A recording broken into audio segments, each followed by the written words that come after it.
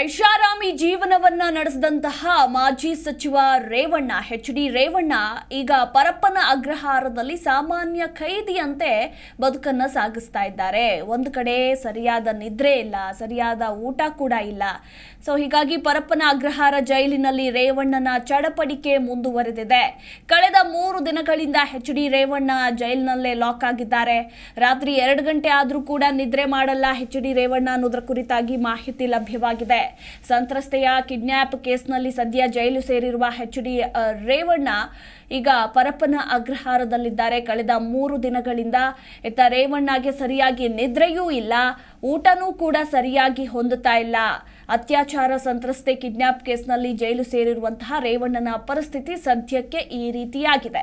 ಐಷಾರಾಮಿ ಜೀವನವನ್ನ ನಡೆಸಿದಂತಹ ರೇವಣ್ಣ ಈಗ ಸಾಮಾನ್ಯ ಖೈದಿಯಂತೆ ಜೈಲಿನಲ್ಲಿ ವಾಸವನ್ನ ಮಾಡ್ತಾ ಇದ್ದಾರೆ. ಇನ್ನು ಕ್ವಾರಂಟೈನ್ ಜೈಲಿನಲ್ಲಿ ರಾತ್ರಿ ಕಾಲವನ್ನ ಕಳೆದಿದ್ದಾರೆ. ಹೊಟ್ಟೆ ನೋವಿನಿಂದ ಬಳಲ್ತಾ ಇದ್ರು ಅನ್ನೋದ್ರ ಕುರಿತಾಗಿ ಮಾಹಿತಿ ಕೂಡ ಸಿಕ್ಕಿದೆ. ಇನ್ನು ಊಟವನ್ನು ಕೂಡ ಮಾಡದೆ ಯೋಚಿಸ್ತಾ ಮೌನಕ್ಕೆ ಜಾರಿದ್ದಾರೆ ಅನ್ನೋದ್ರ ಕುರಿತಾಗಿ ಹೇಳಲಾಗ್ತಾ ಇದೆ.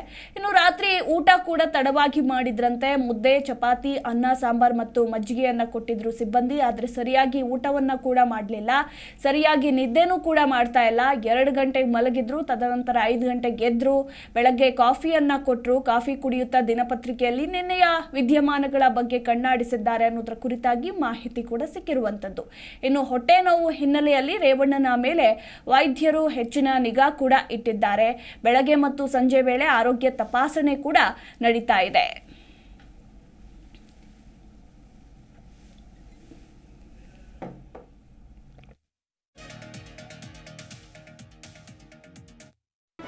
ಜಿ ಕನ್ನಡ ನ್ಯೂಸ್ ಈಗ ನಿಮ್ಮ ಮನೆಯಲ್ಲೇ ನೋಡಿ. ಎಲ್ಲ ಕೇಬಲ್ಗಳಲ್ಲಿ ಈಗ ಲಭ್ಯ.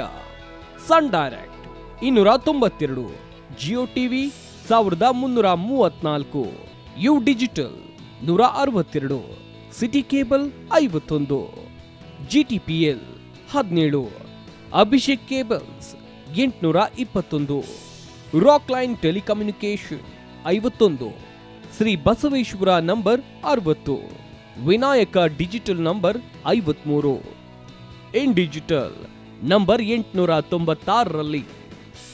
ನಿಮ್ಮಿಸ್ತದ ಜಿ ಕನ್ನಡ ನ್ಯೂಸ್ ನೋಡಿ ಆನಂದಿಸಿ.